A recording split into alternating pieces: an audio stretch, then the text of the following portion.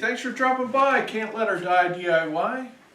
Just got this big guy back from the taxidermy. I'm going to sneak him into my office. He's going to be my new cubicle buddy. He's a strong silent type. Hey, this is a 2005 Chevy Colorado. It's 19 years old, 436,000 kilometers. And I'm starting to get a lot of vibrations in the steering wheel. Starting to drift one side or to the other on the highway.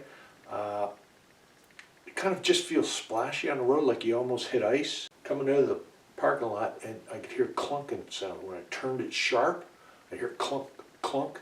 Scares the heck right out of me. That's what I have here, a failing tie rod. So I end up replacing the tie rod and the tie rod in on the Chevy Colorado. Same as a GMC Canyon or a Hummer would be similar. Why don't you go back throwing your old clothes? I'll throw on my old clothes. Meet me back here in 5 minutes because we're going to get down and dirty replacing the tie rod and the tie rod in on this Chevy Colorado. It's going to be great. It's about time I got dirty. You want to see the tools you're going to need and the parts? Check this out. Right here I got Moog tie rod in, outer tie rod in, and the Moog tie rod. So part number is EV80433 and ES80761. Great parts, lifetime warranty. I love them. I got a grease gun here. You'll need that. You'll need a socket set with 13/16 socket, a 19 millimeter, and I used a 2-inch extender. A breaker bar, and also a torque wrench for torquing down the specs. We got 3 box wrenches here. We got a 22 millimeter, we got a 13 millimeter, and we got a little tiny dainty little 7 millimeter. You can hardly see it. You are going to need some twist ties, maybe 2 twist ties that size, strong as you can get. You really need those. I almost always use my needle nose pliers almost in every job. A flat screwdriver. This is a brass hammer, soft metal, doesn't damage things. Eye protection, and you always good to have PB blaster. But this is crucial. This is a inner tie rod toolkit.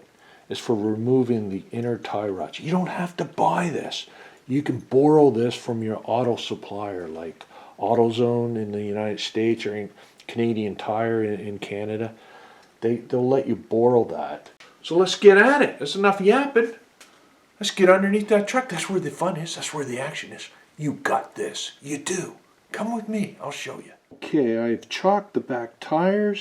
I have loosened up the lug nuts with the breaker bar and the 19 millimeter socket right there. Jacked it up. I put the jack right behind the center brace there on the frame. Jacked it up and put my axle stand right there in front of the brace. Right on the frame there's a nice groove that fits inside your jack quite nicely. Always use axle stands before you get under there. Okay, going underneath the front driver's side wheel here, we got her jacked up, and in here I wanted to show you the situation here. If you take a look, you can see that this is the tie rod, the outer tie rod in. It's right there, and it screws onto the tie rod right here. And if you look right in there. We have a gap. Now that is not supposed to be like that. So what I'm going to have to do is replace the outer tie rod end right here and the tie rod, inner tie rod right here, or the outer tie rod and underneath this boot as well. If you take a look, you can see the play right there where the jam nut is. Can you see that there? There should not be any movement there. It is not tight. You can see the movement right there. See that? See that play? It's like jumping the threads, and if there's any resistance on that, it'll jump another thread. So we got a gap there. It should not be there. This has thrown out my alignment, so I need to replace both the outer tie rod end and the tie rod because the threads are worn after 19 years. 430 some thousand kilometers. 36 I think. That is the mission. That's what we're going to do. That's what I'm going to do. You got this. I got this. We all got this. Let's do it. We will remove the tire so we can get at the tie rod end. Okay, so the tire should come off like that. And put that over here. And voila. Cut you on the inside of the tire now. We're looking in at the tie rod end, outer tie rod end right here. This unit right there, and this right here is the target number 1. There's a cotter pin that's bent over holding that castle nut in place. Hopefully it comes off easily. Let's check it out. You got this. You do. Now with your handy dandy needle nose pliers, we are going to we'll just simply bend this cotter pin straight so we can pull it through the castle nut there. Begin to remove the castle nut from this bad boy. Sort of like that. And get your needle nose pliers in there on the other side of it and pull it through. Just like that. You can pry it a little bit. It's okay. We have a new one, so we will not reuse this cotter pin. There, and there's your cotter pin removed. Now I should mention that I have pre-sprayed it with PB Blaster. I sprayed it right here so that the PB Blaster will work down through those threads and loosen up those threads, and also in here. And that's been done. That's the first thing I do, so I did that a couple hours ago.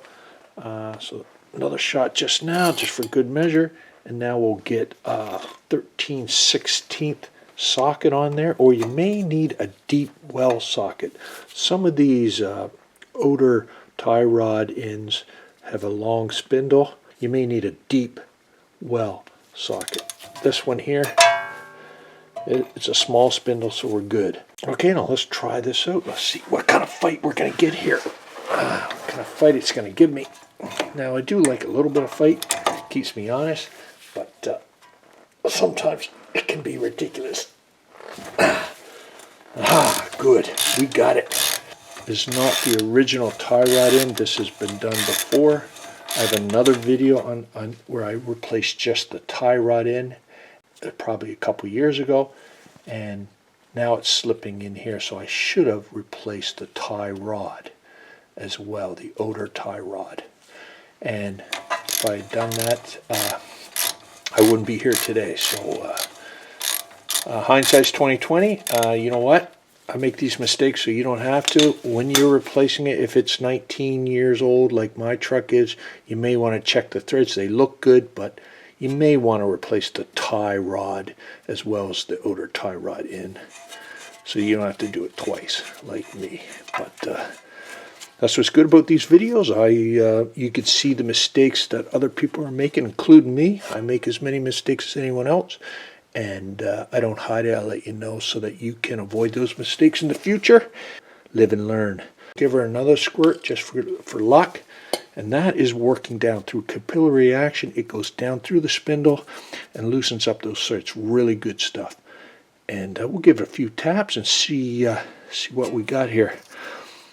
We'll put this on just to protect so it doesn't pop all the way off. We can give her a good, it protects the threads up here, so I get something to hit it against, and maybe we can pop this down. Let's give her a go. Now this here, I do like this. This is a brass hammer. Brass is a very soft metal. It's soft, more soft than iron, and the dent will be on my hammer, not on the part here. So it has a tendency not to break things. So I can give things good tap.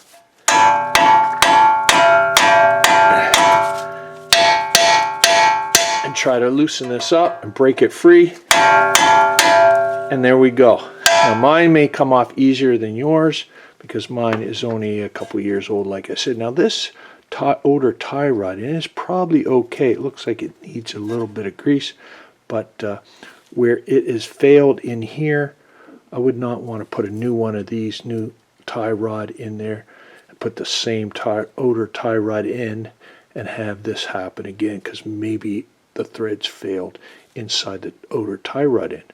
But I'm pretty sure it's failing on the tie rod, the inner tie rod, because this is 19 years old. This is only 2. I'm going with a new tie rod and a new outer tie rod in. Look at that. So we'll screw this off like that. Hopefully you can see it home. And you see this? Now you get a new tie rod in there, it holds its position. This is flopping all around, and I can't get any give in there, but it's sloppy. It has a lot of wear on it, so it's good to replace that. If yours is like that, a new one, it should be stiff, and you can push it down, but it should not fall down on its own, and this falls and bounces. So what we will do next is we will screw this off, and this is no longer in a good position because we've lost the gap right here, but the jam nut has not moved, so we can tell by that jam nut and where this position should be, where this outer tie rod in, and that is nice and loose, and we know it's loose anyway because it's slipping. So we will screw this off. Now you may, if you don't have that gap there, you may want to count. If you don't have a gap here and you're replacing both these, you may want to preserve the position of your wheel alignments by counting the revolutions it takes to screw this off. And if the other one is exactly the same, you can put it on with the same amount of revolutions. But this one is totally out of alignment anyway, so there's no sense counting. So I will screw this off. It's coming off very easily.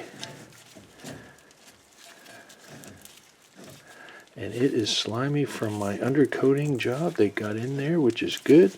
I like it. And there it is. There's your outer tie rod in. It seems pretty, it's not sloppy or anything. That is probably good. It's in good shape. It's only a couple years old, right?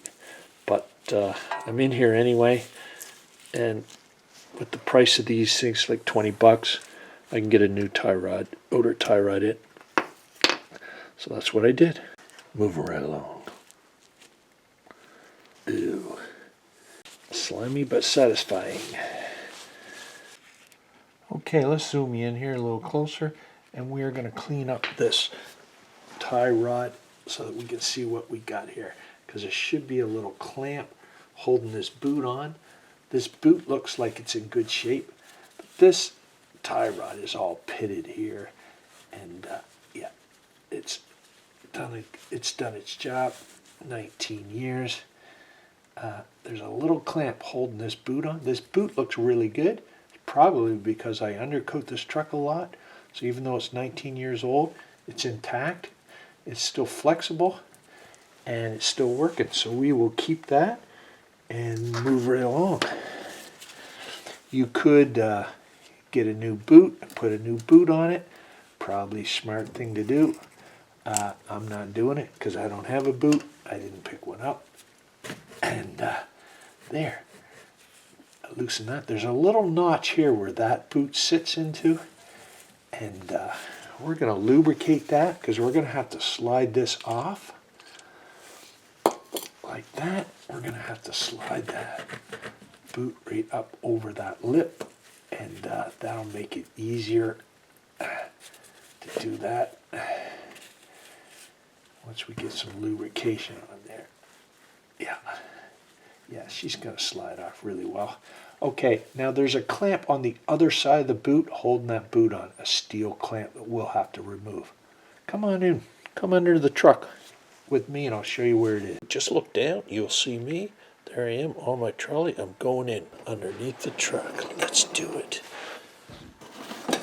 Okay, as you look you might be able to see it is tight in here. Okay, I got more light in here. I got a screwdriver. You can get the screwdriver in that little clamp there and then pry it, a flat screwdriver, and pry it and break that clamp. You can see where I bent it. I'll try a couple more times and break that clamp off. Okay, I got more light in here. I got a screwdriver. You can get the screwdriver in that little clamp there and then pry it. And there. And that breaks the clamp off. Now you can simply remove that steel clamp. There it is. We'll take a look at that so you know how that is. And now the boot, this end of the boot should be free to slide out. There it is. Now you can see, look at that. The boot slides off that way, and there's your tie rod in there. Cool. Okay, now the boot easily slides off now. It will slide right down the inner tie rod, and we'll have to remove this jam nut to get it totally off. Get that little clamp off and the boot off. Okay, on the tie rod, if you see right here where I cleaned it up, there is a squared off section that'll fit a wrench. So you take your 13 millimeter, we can get it on there, and it's got a good grab on it. It's just the right size. And we take our 22 millimeter and box wrench, and we put it on the jam nut there. And that should hold that from spinning around in here. You hold the tie rod and you go left on the jam nut. We're getting movement. We're getting movement on the jam nut, which is good.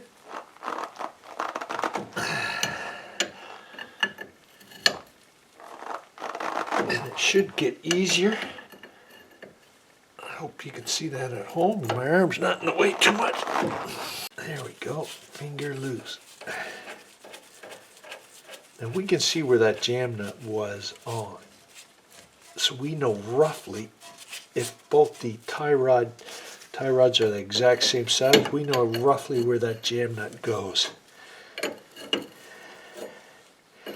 And I know from my previous video that the outer tie rod, if I remember correctly, 17 3/4 revolutions to put that on. So we got those two measurements that we can determine roughly where these two components go to preserve our wheel alignment as best we can. Come on off.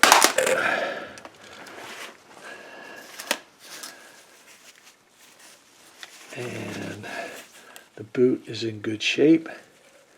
It was bathed in grease and oil in there, so it stops it from drying out and rotting and that sort of thing. So that's in good shape.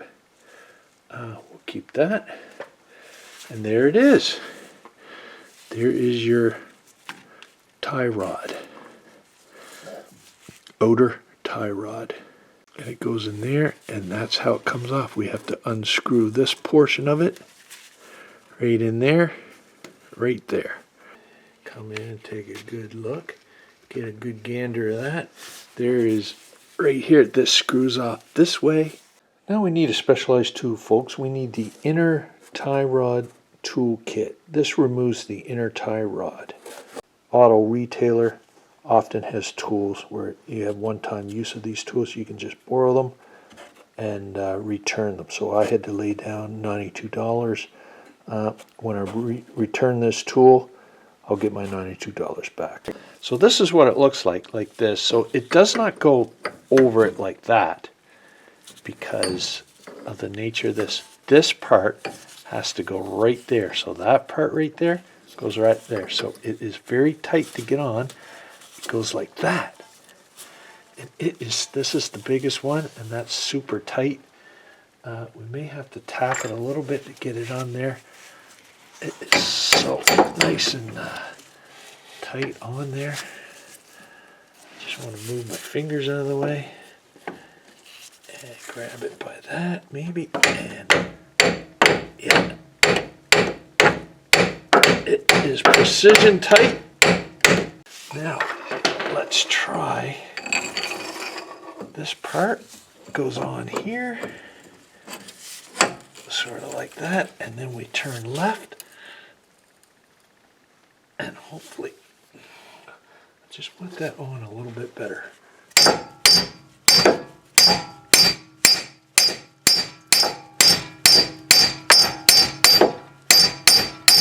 All the way so it doesn't slip. And now with a little bit of luck and a lot of torque, we go left. We go left. And there. It's moving, folks. It's unscrewed. Yeah, we got it. I got it. You got it. We all can do this. We will screw off that tie rod, inner tie rod, and it is finger, should be finger loose. And there it is. And that's how it fits in there like that. And this part does not go over it. And you can see there is the lock tight.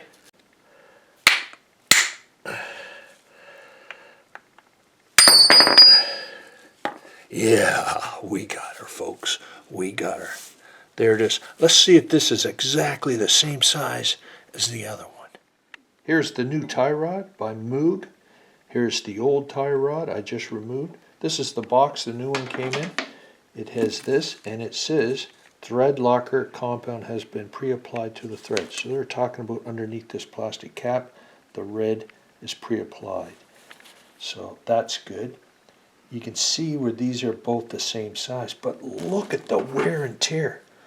Right here, where I had the wrench on, I could barely find the flat area. See this, where it's all nice and hexagon to get a wrench on there? And this ridge right there that the boot sits in, it's right there. It's like totally, just barely visible. This is all corroded. 19 years, folks. And the threads, you can see the threads right here. Threads are nice and sharp and deep. In here, I mean, there's dirt in there, but they are wearing out, and that's what failed. The threads on this tie rod failed, and you saw it. And look at this. This is so flexible, whereas this is so tight. That ball joint is so tight. That's about 30 pounds to move that. I want to keep it in a straight position. So I'll put that back into a straight position, but that's the way it's supposed to be, not like this. This limp thing, right? So she's worn out. It failed on me. That means it's destined for the dump. If I don't appreciate, I incinerate. Now I fired up the incinerator on the other side of my workbench right here. So stand back, because this is going in.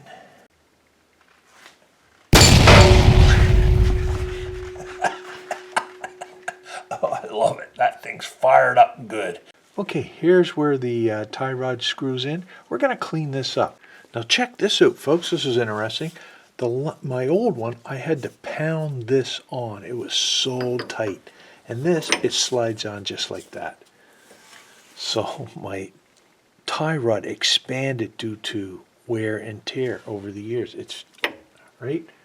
And now this goes on like it should. So this is the tool. I'll get the other arm of it. Put that on. Like this. Oh, that goes back like that. Sort of like that.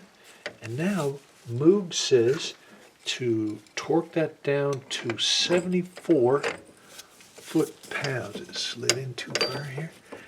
Get that back on there, right there. 74 foot-pounds. I got my torque wrench on the end here, set to 74, and we will tighten that up to 74 foot-pounds. And my torque wrench will click when we get to 74, but we're a long ways away from it. We're tightening it gently and slowly so as not to break anything. And it seems to be going on quite smoothly. Those lock threads will be already on this thread locker.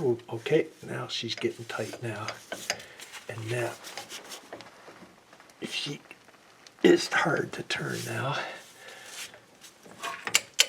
So now, that must be 74. There it is. It pretty much goes hard anyway. It pretty much bottoms out. And then it's at that 74, and that slides right off like that. And that is installed. That doesn't fall down like the old one, right? It's already packed. There's the ball joint inside. It's got packed in grease in there, and that is good to go there. Now we got to put the boot on, don't we? Okay, so I pre-applied a zip tie to that boot that replaces that clamp. We'll pull that tight. So I got it on there. We're gonna slide this baby on, hopefully easily, because it is well lubricated on the inside there. Oh man, she's tight. There, that seems good. Now that goes all the way in there, like that. Is that where that groove is? Yeah, that's the groove. Bring her back to that groove.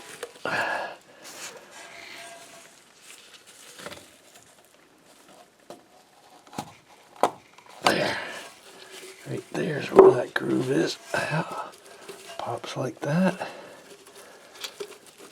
There. Can you see that? I don't have much light there.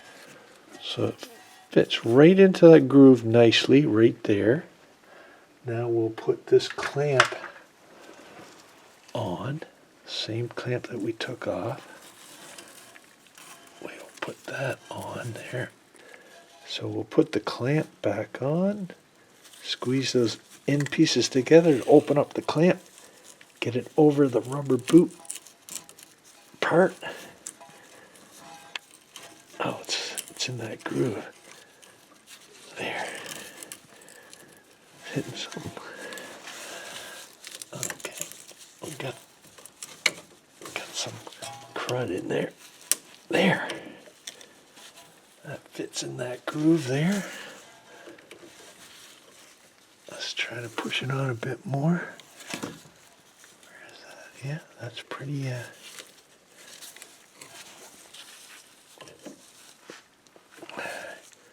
goes on like that. Goes on like that. Goes on like that. That's that. Okay, I slid the boot on over this part. I got my zip tie here, right there. I'm going to pull that tight. And those are very strong. That will pull that tight like that.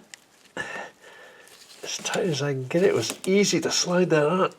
And that is a tight, very tight zip tie. Okay, so now with the cutting part of this needle nose pliers, I'll cut that like that, snip that off. And then I get a closer look at that. That's applied in the right spot. That boot is not going anywhere. It's still intact. All right. Excellent. Let's get the jam nut on. And the jam nut, we'll jam that on. And that's a new jam nut. Okay, here is the old tie rod in, outer tie rod in. Here is the new tie rod in, outer tie rod in. Came out of this box, made by Moog, lifetime warranty. Part number, E as in Eric, S as in Sam, A0761. Okay, It comes with a castle nut, comes with a grease fittings, and it comes with a cotter pin. Right? This is exactly the right part. It's exactly the same size. Right here, it's important to be exactly the same size right there, so that we know that this was on at 17 3/4 revolutions to be the right area for my wheel alignment. We're going to do the same thing for this, 17 3/4. So we will put on the self-threaded grease nipple. It's already packed with grease. We'll put that on there. Let's put the grease nipple in. This is very important. We want to be able to apply grease so we can keep this outer tie rod in working for a long, long time. So get it started with your fingers like that. It's supposed to be self-tapping. Like that. And then screw it until it's tight with your 7mm, dainty little 7mm box wrench. There. That's on there. Easier to do it here than it is underneath the truck. Now we got to get that on there. Now I know this should be in the position of 17 3/4 revolutions. So I will start with the 3/4. So right there. And I will turn it 3/4 of a revolution. Okay, wait till it grabs on there. There, that's 3/4. 1. So that's 3/4, and that makes 2 3/4, 3 3/4, 4 3/4, 5 3/4. Ha ha ha! Count Dracula from Sesame Street. 6 3/4, 7, 17 3/4. Bring down the jam nut. Jam it up hard against that outer tie rod, like that. There. Now she tightens right up. Nice. Okay. Now we got to get it in that knuckle right there. So now we need to take the spindle of the outer tie rod in and put it up through the knuckle of the steering, up through the knuckle there. So we'll have to bend it a little bit and get it in position there. And get it on up in through there. Right? Now, we can turn that a little bit. Bend it a little bit. There it goes. And it collapses the boot a little bit there. Which is fine, because we'll fill that with grease. Put in even more grease on there. So that goes in position like that. Right? That is in the center of that, so that is good. And the castle nut goes on, finger threaded on there so it's not cross-threaded. And we got to torque that down to 34, I believe. 34 foot-pounds, something like that. You can see that pulling that right up. She's fitting in there beautifully. Beautifully. We are going to tighten down our castle nut with a 13/16 socket. Fits perfectly. Don't need the deep well socket on this one. You may need it. I'll snug that up like that, and then Moog would like us to torque that down to 33 foot-pounds, and then it wants you to go another 95 degrees of a turn. So it's the torque wrench. It's set to 33 foot-pounds. Okay, we got it right there. So basically it's just that snug. Once it snugs up, and now we need to go 90 degrees is is right there, for this handle to be right there. So I'll start here, and it's a quarter of a turn and 5 more degrees. Quarter of a turn would be 90, they want 95. Quarter turn would be right there, and then another 5 degrees would be there. There's a hole right there, sort of like that, and it lines right up with the castle nut, right? So you know we got that torque down to the right position because it works out. So, sorry, we'll leave the light here for you folks at home. The needle nose will grab the very end of that cotter pin, and we will pull that through and wrap that around very neat and tidy like that. Grab the other end. I'll get my arm out of the way so you can see at home. Like that, and we will pull that right around like this. Can you see that?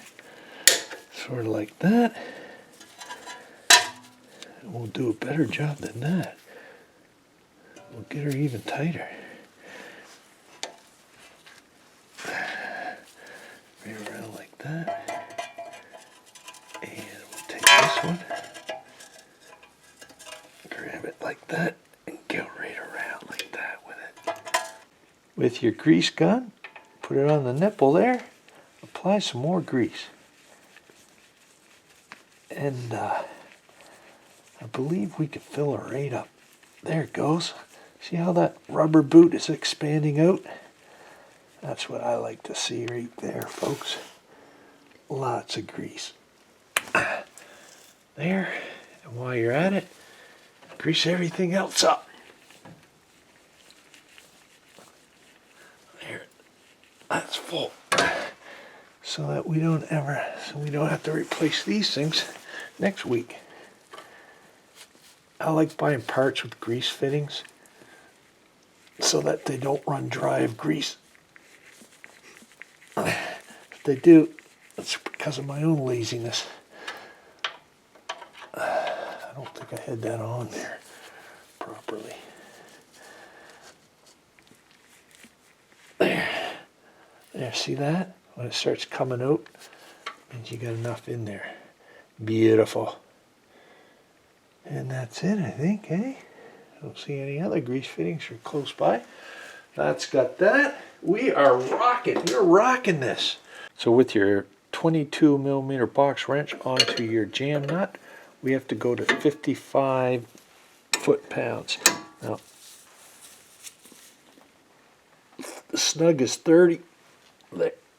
That's roughly 55. Right? I don't have a torque wrench. Now this has to be aligned with the spindle. My spindle is going like that, so I want that to be turned a little bit. It says to make sure that this is straight and not twisted. So I will curve that a little bit so that that is perpendicular to my spindle, just like that. And that's what they mean by not having that twisted. It'll make this last much longer. So that is it. That is straight with this. That is roughly 55, right? That is 33 and a 95-degree turn on that. This clamp is holding that. It's in the notch. On the other side, we got a twist, a zip tie that's strong and firm. We're good to go. Moog is right there. This is Moog, guaranteed for life. Guaranteed for life. Rock it. Not hard, folks. Hopefully this video helps you out. Meet me up the top side. Hey, I got the tire on. I tightened the lug nuts, finger tight. Then I lowered the truck, removed the jack stand, lowered the truck, and now I'm going to torque them down to 100 foot-pounds. That's what Chev wants, 100 foot-pounds. So we'll torque these babies with my 19mm. Hey, Linus and I are going to take it for a test drive and see if we got any sort of alignment issues. You may need an alignment after doing tie rod ends, so just beware of that.